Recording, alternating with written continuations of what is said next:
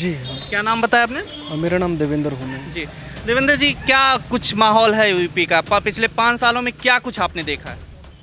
5 सालों में मैंने जो है लोगों को मरते देखा है, नौजवान को सड़क पर पिटते देखा है, गरीब की हत्या होती देखी है, बहन की इज्जत लुटती देखी है और उस इज्जत लुटी हुई बहन को मरते हुए देखा है, सड़ा हुआ सिस्टम देखा है, माँ की आंखों के आंसू देखे हैं, बाप की चिंताएं देखी है, बेरोजगारी का दंश देखा है। बताइए। मोदी जी ने बहुत लंबा चौड़ा भाषण दिया कि योगी जी के काल में तो सब कुछ बढ़िया रहा है। हाँ, अच्छा रहा है। असल में दिक्कत क्या थी, योगी जी या मोदी जी, भाषण कोई भी दे सकता है। देखो, दो चीज़ हैं, इम्प्लीमेंट क्या हुआ।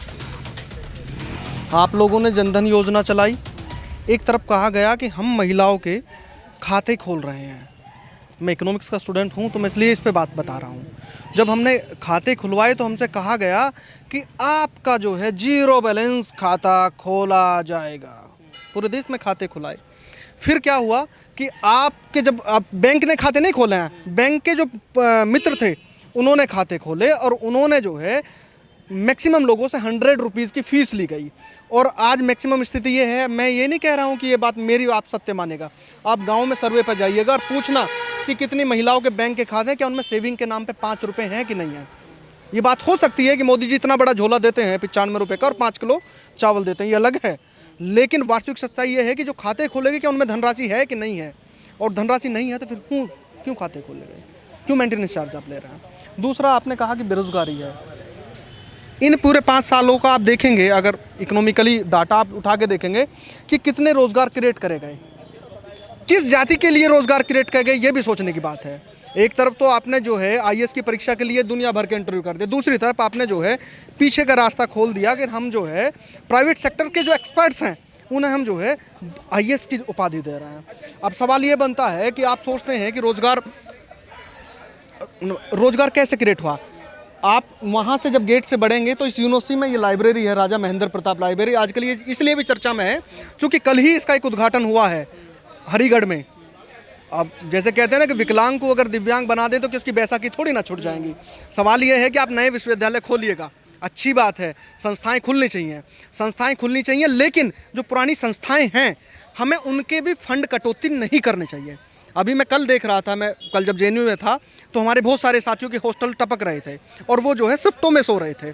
अब जब ग्रांट लाइब्रेरी टपक रही है क्योंकि आपने उच्च शिक्षा में बजट की कटौती करी। बहुत सारे जो 20-21 का जो आईसीएसआर जो फेलोशिप होता है सेंट्रल गवर्नमेंट का, उसकी फेलोशिप का आज तक भी रिजल्ट नहीं आया है। बहुत सारे ऐसे साथी हैं जिनका फेलोशिप ही नहीं आया है। अब आप देखिएगा कि जो रिसर्च करेगा, अब रिसर्च जब करते हैं तो आपकी एक उम्र होती है, एक तजुर्बा होता है। उस तजुर्बे में आप माँ बाप के ऊपर तो नहीं इंडिपेंडेंट रह सकते ना, आपको फिर फंड की ज़रूरत होती है, पैसा चाहिए ना, और पैसा आपको है नहीं तो कैसे काम चलेगा भैया। अच्छा, जो ये एक आम लोग जो कह रहे हैं, एक जो सपोर्टर हैं बीजेपी के, वो ये कह रहे हैं कि जो कोरोना आ गया इसी वजह से सारा सब कुछ ध्वस्त हो गया, वरना तो सब कुछ सही था, मोदी जी ने बहुत कुछ संभाला था। देखिएगा, दिक्कत ये है, मैं ये नहीं कहूँगा कोरोना आना तो सरकार के लिए एक जो है क्या बोलते हैं कि आपदा में अवसर था। सवाल ये है कि इस कोरोना में भी आप ये देखेंगे कि कितने लोगों के रोज़गार गए, है ना, और कितने लोगों ने जो है धन संपदा की। कोरोना के बाद में जब नए नए लग्जरियस शोरूम हुए और उसके कोरोना के बाद में एकदम से बहुत सारे उद्योगपति का बूम आप चेक करेंगे, इंटरनेशनल देखेंगे तो उनकी जो है संपत्ति कई गुना बढ़ी। आप जब किराना स्टोर पे देखेंगे जो 2 रुपये का मंडल, 10 रुपये का मंडल हुआ करता था बीड़ी का, उसकी सप्लाई रोक दी गई और वही मंडल की पेटी 100 रुपये में लोगों ने ली। मंडल लिया, क्यों लिया? इसका मतलब सप्लाई, देखो कोरोना में सप्लाई चेन नहीं टूटी थी, लेकिन सप्लाई चेन तोड़ी गई, और सप्लाई चेन तोड़ी गई तो इसका मतलब आपने जो है मार्केट को बूस्ट करने के लिए सब चीज़ें करा, है ना। ये तो एक तरह का ढोकला है कि कोरोना आने से हुआ। कोरोना तो चलो 2 साल में आ गया, 2014 से और 2017 का आप देखेंगे डाटा कि हायर एजुकेशन में कितने लोगों को रोज़गार मिला। हायर की भी छोड़िएगा, जो बड़ी संख्या को जो प्रभावित करता है वो है किसान और मजदूर वर्ग, उनके बच्चे मैक्सिमम जाते हैं पुलिस फोर्स में। तो सवाल बनता है कि कितनी भर्तियां निकाली गई, और उनसे कितने लोगों को रोज़गार मिला, है ना। जो है माध्यमिक शिक्षा परिषद में कितने लोगों का 69,000 का आप स्कैम देख ही रहे हैं, किस तरह से 69,000 को जो है ब्लैक डॉग एंट्री करी गई है और जो एक वर्ग की सीटें वो काटी गई हैं, आप लोगों के सामने है। उस शिक्षा में आप किसी भी यूनिवर्सिटी का सर्वे देख लीजिएगा कि आपको जो है पढ़ा लिखा लेबर बनाया जा रहा है। आप दिल्ली से आए हैं तो दिल्ली में देखना कि दिल्ली यूनिवर्सिटी में कितनी परमानेंट पोस्ट क्रिएट करी गई हैं। दिल्ली यूनिवर्सिटी के बराबर में AUD है, अंबेडकर यूनिवर्सिटी है, उसके सापेक्ष ही जो है JNU है। आप देखिए ना कि इन 2014 से 2017 तक कितने रोजगार क्रिएट करे गए। रोजगार तो नहीं आया। अब मोदी जी कह रहे हैं कि सब अच्छा है, जहां वो लुटियन जोन में बैठते हैं वहां सब अच्छा है। मुझे भी अगर अवसर मिलेगा तो मैं भी कहूँगा सब अच्छा है, लेकिन वास्तविक स्थिति कैसे जहाँ आप पाएंगे आप? वास्तविक स्थिति जो असली भारत आप जब देखेंगे तो असली भारत के दो हिस्से हैं, एक पश्चिमांचल भारत, एक है पूर्वांचल का भारत। तो जब ललितपुर की ट्रेन जाती है तो महिलाएं 20 रुपये में अपना जिस्म बेचने के लिए तैयार रहती हैं। ये दंश है, ये भारत की सच्चाई है। ये तो मोदी जी ने नहीं कहा ना। स्टार्टअप क्या रहा? स्टार्टअप कितने सक्सेस स्टार्टअप हुआ बताइएगा। मैं मान रहा हूँ कि आने वाले 5-10 सालों में हो सकता है कि इंडिया जो है एक अच्छे स्टार्टअप के तौर पे उभर सकता है, नो डाउट। सवाल ये है कि स्टार्टअप करने के लिए आपको धन चाहिएगा। धन तो नहीं दे रही है सरकार, और दे रही है तो उसके लिए कितने पापड़ बेलना पड़ रहा है। मैं विकलांग हूँ और इस देश में 12 करोड़ के करीब विकलांग हैं, जो सरकार का डाटा है, ये सरकार का डाटा है। और लगभग 2.5 से 3 करोड़ के करीब थर्ड जेंडर हैं, और लगभग मुझे लगता है कि 7 से 8 लाख वेश्याएं भी होंगी इस शहर में। क्या उनकी स्थिति में परिवर्तन आया है ना? स्टार्टअप में कितने, अब आप इसे कैटेगराइज अगर आप देखेंगे कि कितने हैंडीकैप्ड को स्टार्टअप में सक्सेस के लिए लोन दिया गया। ऐसा नहीं कि लोगों ने अप्लाई नहीं करा। और जब आप उसकी प्रक्रिया को बहुत सरल बना देंगे तो मुझे लगता है कि बहुत हद तक चीज़ें ठीक होती हैं। जब मंदी का दौर आता है तो मंदी में सबसे अच्छा इकोनॉमिक कंसेप्ट ये भी होता है कि आप अपना जो है एक्सपेंडिचर बढ़ा दीजिएगा। एक्सपेंडिचर बढ़ा देंगे, नए नए सोर्सेज पैदा करेंगे तो जाहिर सी बात है लोगों को एम्प्लॉय मिलना शुरू होगा। तो महंगाई का क्या रीज़न है जो पेट्रोल डीजल ये सब बढ़ रहा है आपके हिसाब से? आप इकोनॉमिक्स के स्टूडेंट। नहीं देखिए, ऐसा ये तो सेंट्रल गवर्नमेंट इतने क्यों लगा रही है भाई? कच्चा तेल तो कम है। अब आप कहेंगे कि पिछली सरकारों ने लूट बनाई है, तो एक तरह का मास मूवमेंट हो गया कि पिछले 70 सालों में क्या हुआ। पिछले 70 सालों में ये होगा कि आप जो लोग जो है पूर्व की सरकारों को गाली दे रहे हैं, ये भी तो पिछली सरकारों ने ही जनरेट किया ना। तो आप ये कहने लगे कि जी हमें तो वहाँ से तेल मिल रहा तो हम ये कर देंगे, तो देखो ढोकला है। सरकार धन संग्रह करने में लगी हुई है, और ये सरकार का मुझे लगता है अगर कान में दर्द है तो मैं दांत के डॉक्टर को तो नहीं दिखा सकता, मुझे तो कान के पास ही जाना चाहिए। RBI के जब रघुराम राजन जी थे, रघुराम राजन जी सबसे अच्छे जो है RBI के गवर्नर रहे। मनमोहन सिंह जो है प्रधानमंत्री के तौर पे या राजनीतिक पार्टी के तौर पे उनकी कुछ भी इमेज रही हो, लेकिन इकोनॉमिक्स बहुत ज़बरदस्त थे नहीं थे? ये बात सच कह रहा हूँ कि गलत कह रहा हूँ? तो इसका क्या मतलब है कि आप इतना ज़्यादा तेल पे ले लें? जी भी तो JNU से ही हैं, तो फिर उनको आप इकोनॉमिक्स अच्छा नहीं मानते हैं? भाई विद्रोही भी JNU से थे, विद्रोही भी तो JNU से थे। कॉमरेड चंदू भी तो JNU से थे, कॉमरेड कन्हैया भी तो JNU से थे। क्या आप उन्हें तो नक्सली कह देंगे? इन्हें क्या कहेंगे? ये राष्ट्रमाता है क्या? राष्ट्रमाता तो नहीं है ना। और जब देश का फाइनेंस मिनिस्टर पुराने फाइनेंस मिनिस्टर के पास जा रहा है कि मुझे बता दीजिए मैं संकट से निकलूं कैसे, और उन्होंने जब उस संकट को बताया, उन्होंने कहा कि नहीं ये हम नहीं करेंगे क्योंकि हम जो है राष्ट्र विरोधियों की सलाह नहीं मानते हैं। ऐसा हुआ था, बजट पेश करने से मनमोहन जी के पास गई थी नहीं गई थी? उन्होंने कुछ सुझाव भी दिए होंगे, इम्प्लीमेंट तो नहीं हुआ ना।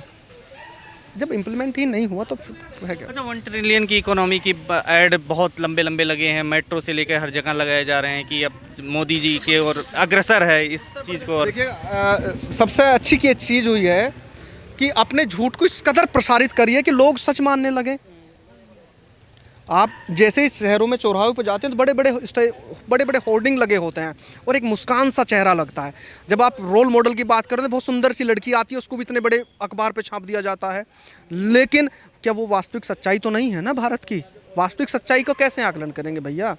हम तो कहते हैं कि मोदी जी सर्वे कराएं और देखें कि कितने लोग भूखे सो रहे हैं। मोदी जी सर्वे कराएं, देखें कितने लोग बेरोजगार हैं। अगर मैं गलत हूँ तो आप हमें सजाएं दें, हम कबूल करेंगे। ये लाइब्रेरी है और इस शहर में ऐसी बहुत सारी लाइब्रेरी हैं। आप वास्तविक स्थिति देखना कि जो है स्टूडेंट के चेहरे की रंगत उड़ी पड़ी है। भाग्य को दोषी बना दिया स्टूडेंट के लिए कि आपके भाग्य में ही नौकरी नहीं है, नहीं तो नौकरी मिल जाती है आपको। वो लग रहा जी शिवशंकर की पूजा करने कि गणेश जी देंगे तुम्हें रोजगार तो आगे से ख़त्म हुआ है ना। आप देखिएगा जब नोटबंदी हुआ था तो क्या है कि एकदम से इकोनॉमी की कमर तोड़ी गई थी।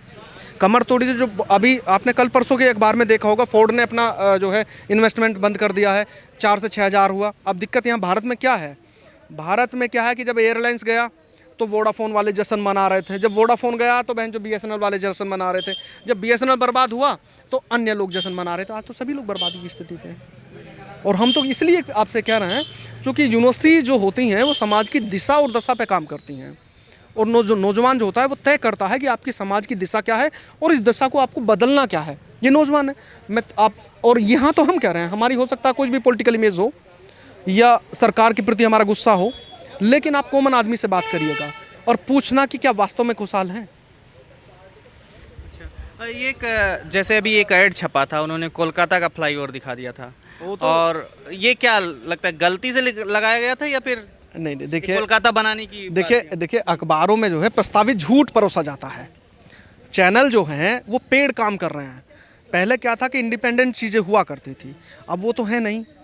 अब तो क्या है कि फंडिंग हो रही है कि आपको मेरी तारीफ करनी है तो अखबार कर रहे हैं, टीवी दिखा रहे हैं, बाजी तो दिखा रहा कि तालिबान कब्जा कर लेगा। भैया देश की मुख्य समस्याएं क्या हैं? देश की समस्या है बेरोजगारी, देश की समस्या है शिक्षा, देश की समस्या है भूखमरी, देश की समस्या है असमानता। लेकिन अब हमें क्या बताया जा रहा है कि ये तालिबान आ जाएगा, तालिबान खा जाएगा, मुल्ला मार के गए थे, मुल्ला आके खा जाएंगे। इस देश में समस्या मुसलमान नहीं रहा। देश का समस्या, माइक्रो इकोनॉमिक्स को सबसे ज़्यादा मजबूत कौन करता है? लेबर क्लास आदमी तो मजबूत कर रहा, कोई जो है गंडासे बना रहा है, कोई पिंचर लगा रहा है, माइक्रो इकोनॉमिक्स को तो मजबूत कर रहे हैं। और आप कह देंगे नहीं ये तो जो है टेररिस्ट है, ये नक्सली हैं, तो फिर माइक्रो इकोनॉमिक्स को आप कैसे मजबूत करेंगे भाई? क्या मॉडल है आपका माइक्रो इकोनॉमिक्स को मजबूत करने का? मुसलमान इस देश की समस्या बना दिया, जबकि मुसलमान इस देश की समस्या ही नहीं है। जो देश की जो मूल समस्या है उससे जनता का ध्यान भटकाने के लिए इस सारी चीज़ों को। क्या वाकई नहीं होता था अब्बा जान राशन लेके चले जाते थे सारा जी? जो योगी जी का भी बयान आया कि अब्बा जान सारा राशन खा जाते थे, अब लोगों को मिलने लग गया है। अच्छा, नहीं ऐसा नहीं था। योगी जी के लिए हो सकता है कि उन्हें मंदिर में चढ़ावा ना आया हो तो उनके हिस्से का कोई ले गया हो। बाकी हम ग्राम की पृष्ठभूमि से निकले हैं और हमारे चेहरों को देख के बता सकता है कोई कि 3 पीढ़ी से जो है गाँव में रहते हैं। चेहरे को देख के बता सकता है कि पैदाइशी गरीब है। प्रत्येक आदमी को राशन मिलता रहा है। ये ज़रूर है कि राशन डीलर जो थे उनकी नीतियां खराब रही हैं। ऐसा नहीं कि सरकार की ग्रांट खराब रही है, सरकारें तो देती रही हैं। अब अब्बा जानी तो दे रहे हैं कि 5 किलो तो गेहूं दे रहे हैं और 95 का झोला बर्बाद कर रहे हैं। ये अब्बा जानी तो कर रहे हैं, और कौन कर रहा है? और कभी किसी सरकार का इतना बुरा दौर नहीं आया कि उसने राशन देने के लिए भी अपना चेहरा प्रकाशित करा हो। कभी रहा हो तो मुझे बता दो। अगर इस देश में लोग कांग्रेस को गाली देते हैं तो कांग्रेस को गाली क्यों देते हैं? कांग्रेस ने कभी अपना चेहरा नहीं दिया था कि जी उसने योजना जरूर चला दी होगी, लेकिन बैग पे फोटो नहीं लगाया था। बैग पे फोटो आज जो है हास्य बना हुआ है और ये देश समझेगा। लेकिन तब समझे जब भगत सिंह ने कहा था ना कि मुझे लोग मानेंगे तो सही, लेकिन कांग्रेस में लेकिन अभी है कौन? अभी तो योगी जी कह रहे हैं पप्पू है। उनके कहने से क्या है? एक पप्पू, एक बबुआ। देखिएगा, एक चीज़ है, मैं पर्सनल टिप्पणी नहीं करूंगा। वो हमारे प्रदेश के मुख्यमंत्री हैं और मुख्यमंत्री कभी किसी पार्टी का नहीं हो सकता, लेकिन पहली बार हम देख रहे हैं मुख्यमंत्री भी पार्टी का है, पार्टी आधारित काम कर रहा है। राहुल जी को आप अखबार में पप्पू छपवा देते होंगे, वो आपकी, क्योंकि कलम आपकी है, कागज़ आपका है, लेकिन क्या उनकी डिग्री आपकी तरफ फर्जी तो नहीं है ना? उनकी डिग्री है दिमाग की, और जो आदमी पढ़ता है वो जानता है कि मार्कशीट कैसे गेन की जाती हैं। बिना मार्कशीट गेन के कैसे कह सकते हैं? अच्छा, कल बेरोजगारी दिवस की बात कर रहे हैं कि बेरोजगारी जन्मदिन जो है मोदी जी का, वो बेरोजगारी दिवस के तो मनाएंगे। किस तरीके से मतलब मनाएंगे और इसका क्या असर दिखेगा आपको लगता है? देखिएगा, असर का तो हमें पता नहीं है क्या दिखेगा क्या नहीं दिखेगा, लेकिन हमारी एक राय है और ये हमारे दिल की आवाज़ है कि I am unemployed, where my job, who is responsible, me या सिस्टम? कौन है इसका जिम्मेदार? मैं हूँ बेरोजगार, मुझे चाहिए रोजगार। क्या दिक्कत है? रोजगार ही तो मांग रहे हैं, और रोजगार इसलिए मांग रहे हैं ताकि, अब इसमें भी एक छोटा सा कंसेप्ट है। जैसे हम लोग विकलांग को देखते हैं कि विकलांग के लिए आप 300 रुपये की पेंशन देते हैं। हम कहते हैं कि विकलांग के लिए आप स्टार्टअप दीजिए ना, क्यों 300 रुपये की पेंशन देना है? क्यों रोडवेज का पास फ्री दे रहे हैं? आप उसे स्टार्टअप में मजबूत करिएगा ताकि वो 300 रुपये की पेंशन ना लेके 50 रुपये का रोडवेज का टिकट दे और लोगों को रोजगार दे। लेकिन सरकार तो नहीं दे रही है।